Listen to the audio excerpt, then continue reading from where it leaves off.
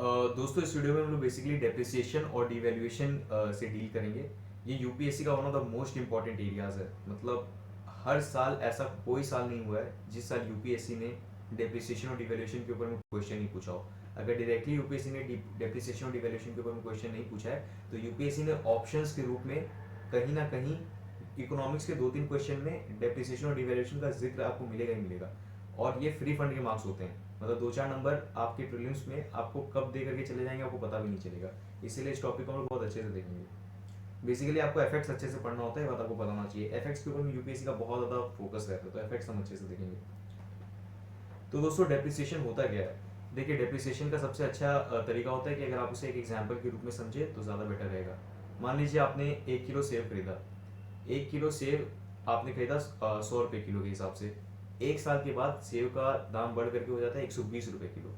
यहाँ पे 20 रुपया सेव का दाम बढ़ चुका है। ठीक है, पहले आपको सेव 1 किलो सेव खरीदने के लिए आपको 100 रुपये देना पड़ रहा था। आज आपको 1 किलो सेव खरीदने के लिए 120 रुपये किलो देना पड़ रहा है। इसका मतलब 20 रुपये से रुपया आपका डेप्रिशिएट हो गया है। लोगों को एक्चुअली यहाँ पे थोड़ा सा प्रॉब्लम इसलिए होता है, लोग समझ नहीं पाते इस कॉन्सेप्ट को। लोगों को लगता है कि वो ज़्यादा पैसा दे रहे हैं इसका मतलब करेंसी अप्रिशिएट हो गया है। बट नहीं, आप ज़्यादा पैसा दे रहे हैं इसका मतलब करेंसी आपका डेप्रिशिएट हो गया है। पहले कम पैसे दे करके आपका काम हो जाता था, अब वही सेम चीज़ को खरीदने के लिए आपको एक्स्ट्रा पैसा देना पड़ रहा है, तो यहाँ पे आपका करेंसी डेप्रिशिएट हो जाता है। तो ये आपका डेप्रिसिएशन और डिवेल्यूशन का कॉन्सेप्ट आपको क्लियर होना चाहिए। ठीक है, देखिए वही दिया गया है यहाँ पे कि in simple terms depreciation means fall in value of a currency. पहले करेंसी का जो डिमांड था अब उसका डिमांड और कम हो गया है। पहले उस कोई एक पर्टिकुलर चीज को खरीदने के लिए आपको मान लीजिए 20 रुपये देना पड़ता था, आज आपको 25 रुपये देना पड़ रहा है। मतलब आपको एक्स्ट्रा पैसा देना पड़ रहा है, मतलब उसका करेंसी का वैल्यू डिक्रीज हो गया है। ठीक है, डेप्रिसिएशन चलता है बेसिकली दोस्तों मार्केट के डिमांड और सप्लाई के हिसाब से। ठीक है, ये बात आपको पता होना चाहिए। जब हम लोग डिवैल्यूएशन देखेंगे यही पॉइंट ऑफ कंपैरिजन होगा कि मार्केट डिमांड और मार्केट के सप्लाई के हिसाब से, डिमांड और सप्लाई के हिसाब से डेप्रिसिएशन काम करता है। डिवैल्यूएशन और डेप्रिसिएशन का कॉन्सेप्ट ऑलमोस्ट सेम है, बस वहां पे क्या होता है कि गवर्नमेंट और आरबीआई जो है बेसिकली वो इंटरफेयर करती है। आरबीआई इंटरफेयर करेगा और आरबीआई बेसिकली देखेगा कि जो इन्फ्लेशन है उसका रेट क्या रखना है, बेसिकली डेप्रिसिएशन किस हिसाब से मैनेज करना है, तो वो आरबीआई की कंट्रोल में आ जाता है, बेसिकली गवर्नमेंट की कंट्रोल में आ जाता है। But that's not the case with depreciation. Depreciation जो होता है वो मार्केट के डिमांड और सप्लाई के हिसाब से चलता है। यही बस डिफरेंस है आपका, और कुछ खास डिफरेंस नहीं है। थोड़ा बहुत और रहेगा वो हम डील कर लेंगे। ठीक है, डेप्रिसिएशन हैपेंस इन कंट्रीज जो फ्लोटिंग एक्सचेंज रेट फॉलो करता है। देखिए पहले ये 2010 2005 ये सब के टाइप जब यूपीएससी पेपर लेता था तो यूपीएससी सब क्वेश्चन पूछ लेता था। ये डेप्रिसिएशन फ्लोटिंग एक्सचेंज रेट का पार्ट है, तो सेमी फिक्स्ड और फिक्स्ड जो आपका एक्सचेंज रेट होता है उसका पार्ट इज डिवैल्यूएशन। ठीक है, उसे डिवैल्यूएशन कहते हैं। तो ये सब पहले क्वेश्चंस आते थे, बट अब जनरली यूपीएससी कॉन्सेप्चुअल क्वेश्चंस पूछते हैं डेप्रिसिएशन और डिवैल्यूएशन के टॉपिक से। तो आपको इसका कॉन्सेप्ट क्लियर होना चाहिए और इफेक्ट्स के ऊपर अच्छे से फोकस करना होगा। तो डेप्रिसिएशन का बेसिकली इफेक्ट क्या होगा? देखिए इन्फ्लेशन होगा। अगर कोई करेंसी डेप्रिशिएट होती है तो डेप्रिसिएशन, करेंसी डेप्रिशिएट होने के कारण उस लेवल पे आपको महंगाई बढ़ते हुए देखने को मिलेगी। जैसा मैंने आपको बताया पहले 100 रुपये किलो सेव मिलता था, अब उसका महंगाई बढ़ के 120 रुपये हो गया। तो इन्फ्लेशन अर्ली स्टेज में, डेप्रिसिएशन के अर्ली स्टेज में आपको इन्फ्लेशन देखने को मिलेगा। But as exports will also increase.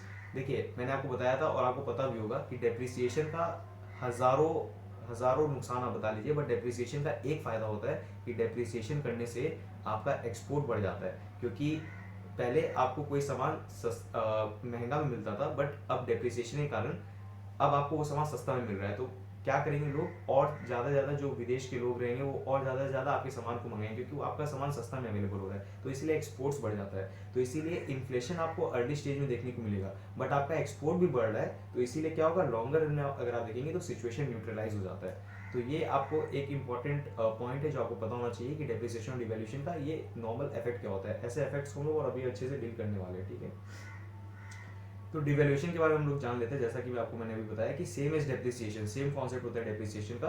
But यहाँ पे डिवैल्यूएशन केस में आपको ये पता होना चाहिए कि यहाँ पे आरबीआई जो है वो बेसिकली डिसाइड करता है रेट ऑफ करेंसी को। ठीक है, एंड नॉट मार्केट डिमांड और सप्लाई। तो मार्केट डिमांड और सप्लाई की बेसिस पे डेप्रिसिएशन काम करता है, डिवैल्यूएशन आपके आरबीआई के बेसिकली डिस्क्रिप्शन के हिसाब से काम करता है। दूसरा, devaluation happens in special circumstances unlike depreciation which happens on day to day basis. तो डेप्रिसिएशन आपका डे टू डे बेसिस पे हो रहा है, क्यों? क्योंकि एवरीडे मार्केट डिमांड और सप्लाई के हिसाब से काम कर रहा है। बट डिवैल्यूएशन स्पेशल सर्कमस्टांसेस पे जाता है। तो आरबीआई आएगा, अचानक से बहुत ज्यादा डिप्रिशिएट हो गया करेंसी, बहुत देश का हालत खराब है, तो उस टाइम पे आरबीआई स्पेशल सर्कमस्टेंसेस में आएगा और डिवैल्यूएट करेगा करेंसी को। तो ये बात पता होना चाहिए। और डिवैल्यूएशन में कौन सा बेसिकली कौन से कंट्रीज फॉलो करते हैं डिवैल्यूएशन के सिस्टम को? जो कंट्रीज फॉलो करते हैं फिक्स्ड एक्सचेंज रेट और सेमी फिक्स्ड एक्सचेंज रेट। और डेप्रिसिएशन को कौन फॉलो करता है? जो फ्लोटिंग एक्सचेंज रेट करता है। तो ये डेप्रिसिएशन और डिवैल्यूएशन का बेसिकली डिफरेंस है। अब हम लोग पढ़ेंगे एफेक्ट्स क्या डेप्रिसिएशन और डिवैल्यूएशन का, सुपर इंपॉर्टेंट स्लाइड। इसे तो मतलब एग्जाम के पहले एक बार दो बार देख करके जाएगा वीडियो, मतलब हो सके तो 2x की स्पीड में देखिए चाहे जैसे देखिए, बट ये स्लाइड मिस मत कीजिएगा। Reason being super important topic है ये, इफेक्ट ऑफ डेप्रिसिएशन डिवैल्यूएशन का। तो इंपोर्ट के ऊपर में क्या इफेक्ट होता है डेप्रिसिएशन का? कि इंपोर्ट बिकम एक्सपेंसिव, ठीक है। और एक्सपोर्ट क्या होगा? एक्सपोर्ट चीप होगा, तब ज्यादा एक्सपोर्ट किया जाता है इसीलिए, ठीक है। एक्सपोर्ट के ऊपर एक्सपोर्ट बिकम्स चीप, दस मोर प्रॉफिट। जैसे चाइना अपना करेंसी को हमेशा डेप्रिशिएट करके रखता है। डेप्रिशिएट क्यों करके रखता है? क्योंकि डेप्रिशिएट करने से चाइना को बहुत फायदा होता है, ठीक है। बहुत ज्यादा एक्सपोर्ट करता है चाइना। चाइना का ऐसे भी इकोनॉमी एक्सपोर्ट पर सबसे ज्यादा डिपेंडेंट है, इंपोर्ट बहुत कम करता है। इसलिए चाइना आज के डेट में एक सुपर पावर की तरफ से मूव ऑन भी करेगा, क्योंकि मैन्युफैक्चरिंग इंडस्ट्रीज बहुत अच्छे से वेल एस्टैब्लिश्ड है चाइना में, एक तरीके से देखा जाए तो। डिमांड के ऊपर में क्या इफेक्ट होता है? Higher demand for domestic goods, less demand for imported goods. तो एक्सपोर्ट बढ़ रहा है, इसी के साथ साथ डोमेस्टिक गुड्स की डिमांड भी बढ़ रहे हैं। तो डोमेस्टिक गुड्स हम लोग ज्यादा एक्सपोर्ट करेंगे, डोमेस्टिक गुड्स के कंट्री के अंदर में भी डिमांड बढ़ जाएंगे। और जो इंपोर्टेड गुड है, क्योंकि हम लोग इंपोर्ट कम कर रहे हैं, तो इंपोर्ट हम लोग करेंगे नहीं, डोमेस्टिक गुड्स की डिमांड बढ़ेंगे, एक्सपोर्ट्स बढ़ेंगे। तो ये बात आपको पता होना चाहिए। इन्फ्लेशन का पॉइंट मैंने आपको ऑलरेडी बता दिया कि अर्ली स्टेज में आपको इन्फ्लेशन देखने को मिलेगा, लेटर स्टेज में सब कुछ न्यूट्रलाइज हो जाएगा। क्यों? क्योंकि हमारा एक्सपोर्ट्स भी बढ़ रहा है, ठीक है। बैलेंस ऑफ ट्रेड में क्या बेसिकली इसका इफेक्ट होगा? तो ट्रेड सरप्लस होगा। क्यों ट्रेड सरप्लस होगा? क्योंकि एक्सपोर्ट माइनस इंपोर्ट, क्योंकि एक्सपोर्ट ज्यादा कर रहे हैं, इंपोर्ट कम कर रहे हैं, तो एक्सपोर्ट माइनस इंपोर्ट जब आप करेंगे तो उसका जो नेट बैलेंस आएगा आपको पॉजिटिव देखने को मिलेगा, ठीक है। ट्रेड डेफिसिट विल रिड्यूस, इसके कारण क्या होगा कि अगर आपका डेफिसिट है तो वो रिड्यूस होगा, तो ये बात आपको पता होना चाहिए, ठीक है। तो ट्रेड सरप्लस होगा तो नॉर्मल सवाल है, ट्रेड डेफिसिट रिड्यूस ही होगा, ठीक है। फिर नेशनल इनकम के ऊपर में क्या इफेक्ट होगा? रियल जीएनपी, आपका जो ग्रॉस नेशनल प्रोडक्ट है वो रियल जीएनपी आपको दिखेगा इंक्रीज होते हुए, क्योंकि नेशनल इनकम डिपेंड होता है आपका एक्सपोर्ट माइनस इंपोर्ट में। तो ये सेम कॉन्सेप्ट है जो आपका बैलेंस ऑफ ट्रेड का कॉन्सेप्ट था। फिर एक्सटर्नल कॉमर्शियल बोरिंग्स, तो ईसीबीज जो आपका एक्सटर्नल कॉमर्शियल बोरिंग्स है, तो अगर आप बोरो करते हैं विदेश से, अगर आप पैसा लेते हो तो आपको प्रॉफिट होगा कि लॉस होगा? तो ध्यान रखिएगा कि प्रॉफिट होता है उस केस में। अगर आप एक्सटर्नल कॉमर्शियल बोरिंग्स करते हैं तो प्रॉफिट्स होगा थ्रू ईसीबीज, एज ज्यादा मनी मिलेगा। पहले आपको कम पैसा मिल रहा था, बट अब करेंसी डेप्रिशिएट हो गया, करेंसी डिवैल्यूएट हो गया है, जिसके कारण क्या हो रहा है कि अब आपको ज्यादा पैसा मिलेगा। तो आप एक्सटर्नल कॉमर्शियल बोरिंग्स करेंगे तो आपको बहुत बेनिफिट होगा, आपको प्रॉफिट ज्यादा मिलेगा, तो ये बात पता होना चाहिए। एफडीआईज एफआईएस के ऊपर में आपका क्या फायदा होगा? तो नॉर्मल सा बात है, लोग ज्यादा इन्वेस्ट करना चाहेंगे, फॉरेन डायरेक्ट इन्वेस्टमेंट ज्यादा आएगा, फॉरेन इंस्टीट्यूशनल इन्वेस्टमेंट ज्यादा आएगा, ठीक है। क्योंकि वो लोग के लिए हमारा करेंसी चीप हो गया, हमारा करेंसी डेप्रिशिएट हो गया, तो लोग ज्यादा सस्ता के चक्कर में वो लोग और ज्यादा इन्वेस्टमेंट करने की कोशिश करेंगे। मतलब जो भी कंट्री जिसका करेंसी डेप्रिशिएट हो रहा है उस वैसे कंट्रीज में, ठीक है। तो FDI FI investment will become cheap to investors and therefore investors और ज्यादा इन्वेस्ट करेंगे, निवेश करेंगे, ये बात पता होना चाहिए, ठीक है। अब ये डेप्रिशिएटिंग रुपी जो है उसको टैकल कैसे किया जाए? तो रघुराम राजन ने किया था एक बार कि जब करेंसी बहुत ज्यादा डेप्रिशिएट हो जाती है, जब करेंसी बहुत ज्यादा डिवैल्यूएट होता है, तो उसमें सबसे बेस्ट सिचुएशन ये होता है कि आप मार्केट, देखिए करेंसी डेप्रिशिएट हुई, इसका मतलब मार्केट में या फिर कुछ टाइम पे कंडीशन ऐसा है कि इन्फ्लेशन, महंगाई बहुत ज्यादा है, इसका मतलब रुपी बहुत ज्यादा है मार्केट में। तो सबसे बेस्ट कंडीशन क्या होता है कि आपको रुपी किसी तरीके से अपने पास खींचना है, ठीक है। जितना ज्यादा रुपी अपने पास खींचेंगे, रुपी कम होगा, इन्फ्लेशन कम होगा और करेंसी डेप्रिशिएट कम होकर के करेंसी अप्रिशिएट होने लगेगी। तो रघुराम राजन ने क्या किया था, एक बार रघुराम राजन आए, उन्होंने देखा कि बहुत ज्यादा मार्केट का कंडीशन खराब है, बहुत ज्यादा रुपी डेप्रिशिएट हो रही है, तो उन्होंने फॉरेन रिजर्व से डॉलर निकाला, डॉलर को बेच दिया, डॉलर को बेच करके रुपी अपने पास अपने कब्जे में कर लिया। इससे क्या हुआ कि रुपी का डिमांड बढ़ने लगा। डिमांड बढ़ने के कारण क्या हुआ कि अब मार्केट में रुपी अवेलेबल नहीं है, अब डॉलर अवेलेबल है, तो उस टाइम पे क्या हुआ कि रुपी का डिमांड बढ़ने के कारण रुपी अप्रिशिएट होने लगी, ठीक है। तो ये कॉन्सेप्ट आपको पता होना चाहिए। तो जब डेप्रिशिएटिंग रुपी का सिचुएशन आता है तो उसको टैकल करने का सिचुएशन क्या है? When currency demand decreases then RBI sells dollar from its forex, foreign reserve से निकाल करके डॉलर बेच दो और मार्केट से रुपी को अपने पास रख लो। डॉलर ज्यादा रहेगा, रुपी कम रहेगा, तो नॉर्मल सा बात है कि रुपी का डिमांड बढ़ जाएगा और करेंसी अप्रिशिएट हो जाएगी, ठीक है। This leads to increase demand for rupee, तो ये बात पता होना चाहिए। अब दोस्तों कुछ क्वेश्चंस है जो यूपीएससी में आया था, ठीक है। यूपीएससी 2019 में ये क्वेश्चन आया था कि which one of the following is not the most likely measure the government या फिर RBI takes to stop the slide of Indian rupee, ठीक है। तो क्या नहीं लेना है, यहाँ पे नॉट वर्ड पढ़ना बहुत ज्यादा जरूरी है, मिस करेंगे तो फिर नॉर्मल सा बात है 2 नंबर कम हो जाएगा। और इजी क्वेश्चन था ये। तो सबसे पहला पूछ रहा है कि क्या नहीं कर सकते हम लोग, ठीक है। तो curbing imports of non essential goods and performing export, है तो नॉर्मल सा बात है, एक्सपोर्ट ज़्यादा करेंगे तो बेनिफिट होने वाला है, तो ये नहीं हो सकता है, ठीक है। Encouraging Indian borrowers to issue rupee denominated masala bond, तो नॉर्मल सा बात है, एक्सटर्नल कॉमर्शियल बोरिंग्स करेंगे मसाला बॉन्ड के रूप में या फिर महाराजा बॉन्ड के रूप में, तो भी आपको एक तरीके से प्रॉफिट हो रहा है, बेनिफिट हो रहा है, तो ये भी नहीं हो सकता।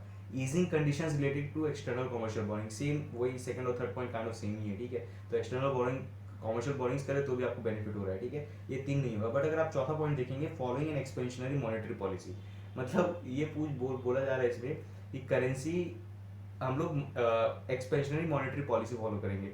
मतलब एक तो करेंसी आपका ऑलरेडी डेप्रिशिएट है, मार्केट में ऑलरेडी इन्फ्लेशन है, और आप और ज़्यादा रुपी इंट्रोड्यूस करेंगे, मॉनेटरी पॉलिसी आप और ज़्यादा एक्सपैंड करेंगे, मतलब और ज़्यादा मार्केट में रुपीज़ आएगा, तो इसके कारण क्या होगा, तो करेंसी डेप्रिशिएट और ज़्यादा डेप्रिशिएट हो जाएगी। मतलब महावाहियात क्वेश्चन था ये 2019 का, मतलब कोई भी कॉमन सेंस से आप इसे आराम से डिड्यूस कर सकते थे कि इसका आंसर डी होगा, following in expansionary monetary policy, ठीक है। तो ये नहीं हम लोग कर सकते हैं। बाकी ऊपर की तीन कंडीशंस करेंगे तो बेनिफिट है, ये चौथा करेंगे तो और ज़्यादा डेप्रिशिएट हो जाएगा, तो इसका आंसर डी होगा, ये पता होना चाहिए।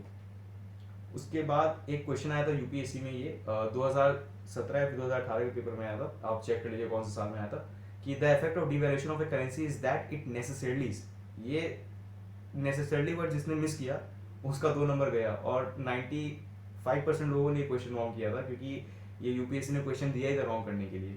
तो डेप्रिसिएशन डिवैल्यूएशन के कॉन्सेप्ट्स आते हैं यूपीएससी में, और क्वेश्चंस रॉन्ग होने का प्रोबेबिलिटी बहुत हाई हो जाता है। तो इसमें यूपीएससी ने पूछा था कि the effect of devaluation of a currency is that it necessarily, ठीक है, improves the competitiveness of the domestic export in the foreign market, तो नॉर्मल सा समझ में आता है, ठीक है, कि डेप्रिशिएट डिवैल्यूएट करेंगे, ultimately it's related with exports and imports only, ठीक है। तो नॉर्मल सा बात है, एक्सपोर्ट ज्यादा करेंगे, इंपोर्ट कम करेंगे, तो कॉम्पिटिटिवनेस फॉरेन मार्केट में बढ़ेगा कहीं ना कहीं, ठीक है। दूसरा दिया, increases the foreign value of domestic currency, तो बताइए आप मुझे कि डोमेस्टिक करेंसी का फॉरेन वैल्यू बढ़ जाता है क्या, तो नॉर्मल सा बात है, नहीं बढ़ता है ना। मतलब अगर आज करेंसी डेप्रिशिएट हो रही है तो उसका विदेश में तो वैल्यू नहीं बढ़ जा रहा है। आज अगर रुपी डेप्रिशिएट है, चाइना का जो है था अपना करेंसी डेप्रिशिएट करके रखा है, इंडिया जो है, इंडिया का करेंसी भी थोड़ा डेप्रिशिएशन की कंडीशन में ही है, तो क्या हमारा जो रुपी है या फिर जो चाइना का करेंसी है रेनमिंबी है, तो रेनमिंबी क्या सुपर पावर है वर्ल्ड में, नहीं है, इट्स ऑब्वियसली डॉलर है, ठीक है। तो डॉलर सुपर पावर है, रेनमिंबी नहीं है सुपर पावर, क्योंकि भले वो डेप्रिशिएटिंग है, तो इसका मतलब डेप्रिशिएशन का मतलब ये नहीं होता है कि वो फॉरेन वैल्यू इंक्रीज हो जाता है कोई भी करेंसी का, तो वो स्टेटमेंट टू रॉन्ग हो जाएगा, ठीक है। Increases the foreign value of domestic currency, नहीं, ये नहीं हो सकता है। तीसरा दिया गया, इंप्रूव्स द ट्रेड बैलेंस, ठीक है। देखिए यहीं पे यूपीएससी ने गेम खेला था, इंप्रूव्स द ट्रेड बैलेंस, ठीक है। एक तरीके से देखा जाए तो ट्रेड बैलेंस इंप्रूव भी होता है, बट आप किस सेंस में सोचेंगे, तो इसीलिए यहाँ पे नेसेसरली वर्ड इंपॉर्टेंट हो जाता है, कि नेसेसरली क्या ट्रेड बैलेंस इंप्रूव होगा डेप्रिशिएटिंग कंडीशन में, क्या गारंटी है कि उस कंट्री का जिस कंट्री का करेंसी डेप्रिशिएट हो रहा है उस टाइम पे सिचुएशन ऐसी हो कि इंपोर्ट ज़्यादा हो जाए और एक्सपोर्ट कम हो, तो उस टाइम पे तो ट्रेड बैलेंस इंप्रूव नहीं हो रहा है, ट्रेड बैलेंस उस टाइम में नेगेटिव में शो होगा। तो इसीलिए ये नेसेसरली वर्ड यहाँ पे थोड़ा गेम खेला गया यूपीएससी के द्वारा, बट इसमें कुछ कर भी नहीं सकते हम लोग, ठीक है। तो इसका आंसर यूपीएससी ने 1 ओनली दिया था, बट आई थिंक अगर सही आंसर की होता तो इसका आंसर 1 और 3 ओनली होना चाहिए था। अब डिफर कर सकते हैं लोग अपनी आंसर से, हर साल 4-5 क्वेश्चन ऐसा होता है इसमें यूपीएससी कुछ और आंसर देता है और एक्चुअल आंसर कुछ और होता है, तो इसमें हम लोग कुछ कर भी नहीं सकते हैं। उसके बाद एक और यूपीएससी का एक क्वेश्चन था, यूपीएससी ने पूछा था कि अगर इन्फ्लेशन बहुत ज़्यादा हाई है, the inflation is too high, RBI is likely to buy government securities, ठीक है। दूसरा है, if the rupee is rapidly depreciating, RBI is likely to sell dollars in the market, ठीक है। तो पहला वाला स्टेटमेंट हम लोग देखते हैं, if the inflation is too high, मान लीजिए महंगाई बहुत ज्यादा है, तो आरबीआई उस टाइम पे गवर्नमेंट सिक्योरिटीज को खरीदेगा कि बेचेगा, तो नॉर्मल सा बात है, आरबीआई गवर्नमेंट सिक्योरिटीज को बेचेगा, ठीक है, क्योंकि मार्केट में ऑलरेडी बहुत ज्यादा इन्फ्लेशन है, मतलब मार्केट में बहुत ज्यादा पैसा है, तो आरबीआई क्या करेगा, आरबीआई पैसे को अपने पास खींचेगा, अपने पास खींचने के लिए आरबीआई को क्या करना पड़ेगा, गवर्नमेंट सिक्योरिटीज को बेचना होगा, तब पैसा अपने पास में खींचेगा, तो यहाँ पे सेल करेगा गवर्नमेंट सिक्योरिटीज को। तो पहला स्टेटमेंट रॉन्ग हो जाता है, जैसे ही हमने पहला स्टेटमेंट काटा तो ए गया, सी गया और डी गया, वैसे 2 और 3 ओनली आया, बट फिर भी हम लोग एक बार क्रॉस चेक करने के लिए वापस स्टेटमेंट पढ़ लेंगे। सेकंड में दिया गया है, if the rupee is rapidly depreciating, तो RBI is likely to sell dollars in the market, ठीक है। अगर रुपी बहुत ज़्यादा डेप्रिशिएट कर रहा है तो आरबीआई नॉर्मल सा बात है डॉलर बेचेगा मार्केट में, अभी मैंने वही रघुराम राजन वाला कॉन्सेप्ट आपको बताया था, वही सेम कॉन्सेप्ट है। तीसरा, अगर interest rate in the US और European market were to fall, that is likely to induce RBI to buy dollars, तो नॉर्मल सा बात है, अगर इंटरेस्ट रेट यूएस और यूरोपियन यूनियन में गिर जाता है तो हमें सस्ता में मिलेगा डॉलर, तो हम क्यों लेना नहीं चाहेंगे, तो हम तो डेफिनेटली लेना चाहेंगे, तो थर्ड स्टेटमेंट भी राइट है, तो इसीलिए आपका इसका आंसर हो जाएगा 2 और 3 ओनली, ये बात बताना चाहिए। फिर एक मेंस का क्वेश्चन है, वो भी संग ही संग देख लेते हैं, तो हमारा ये पूरा चंक कंप्लीट हो जाएगा डिवैल्यूएशन और डेप्रिसिएशन का। तो मेंस में यूपीएससी ने एक क्वेश्चन पूछा था कि explaining devaluation of a currency as a monetary policy tool, describe how it is different from currency depreciation. तो बेसिकली यूपीएससी डिवैल्यूएशन और डेप्रिसिएशन के बीच का डिफरेंस पूछ रहा है। जो 5-6 पॉइंट्स मैंने आपको बताया था वो लिख देना आपको बेसिकली। और यहाँ पे फिर सेकंड पार्ट आप एड्रेस करेंगे मेंस का कि bring out effects on an economy because of depreciation. तो वही आपका जो सेम स्लाइड था उसका आप इफेक्ट डाल सकते हैं कि इंपोर्ट पे क्या इफेक्ट होगा, एक्सपोर्ट पे क्या इफेक्ट होगा, एक्सटर्नल कमर्शियल बोरिंग्स पे क्या इफेक्ट होगा, उसके बाद में आपका एफडीआईज के ऊपर में क्या इफेक्ट होगा, एफआईआईज के ऊपर में क्या इफेक्ट होगा, ठीक है, करेंसी एप्रिशिएट होती है कि डेप्रिशिएट होती है, वो सब आप थोड़ा बहुत एक प्रॉपर तरीके से आंसर फ्रेम करके इसे लिख सकते हैं। इजी क्वेश्चन था, कोई बहुत टफ क्वेश्चन नहीं था। इसी के साथ दोस्तों हमने डेप्रिसिएशन और डिवैल्यूएशन देख लिया, और ये मोस्ट इंपॉर्टेंट सीरीज जो हमारा चल रहा है, मतलब जितने भी वीडियोस हमने देखा अभी तक मोस्ट इंपॉर्टेंट सीरीज के, तो उस सीरीज का ये 7वां वीडियो है। तो इसके साथ में आप अगर डेप्रिसिएशन और डिवैल्यूएशन के साथ में अगर आप इन्फ्लेशन भी पढ़ लेंगे, और इन्फ्लेशन के मैंने 2 वीडियोस डाले, पार्ट 1 पार्ट 2, अगर आप दोनों वीडियोस देख लेते तो फिर आपका मिनिमम 4 नंबर 2 क्वेश्चन आएगा, 4 नंबर आपका यहाँ से सिक्योर हो जाएगा। और अगर आपको इसका नोट्स चाहिए तो आप व्योदम आईएएस के टेलीग्राम चैनल से आप इसका नोट्स भी डाउनलोड कर सकते हैं। थैंक यू दोस्तों, इसी के साथ दूसरे वीडियो में हम लोग मिलते हैं।